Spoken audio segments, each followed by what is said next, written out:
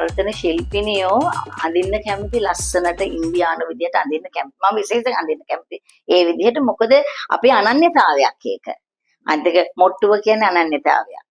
එතකොට ලස්සන ආභරණ දාන එක මොකද දැන් අපි කියන්න ඕනේ නැහැ. දැන් අනිත් ශිල්පිනියන්ව හඳුනා දෙන්න ඕනේ නමින්.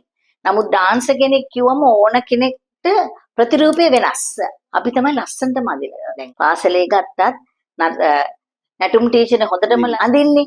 ඒ වගේ නර්තන ශිල්පිනියෙකුට මොකද ඒක ඒ නර්තනයත් එක්ක සම්බන්ධ වෙලා ඉන්න නිසා වර්ණ භාවිතය ඒ ඔක්කොගෙම දැනුමක් තියෙනවා නර්තන ශිල්පිනියෙකුට. එතකොට එයා දන්නවා කොහොමද වර්ණ භාවිතා කරන්නේ. අපි කියන කොන්ට්‍රාස්ට් කලර්ස් කියලා අපි කියන්නේ.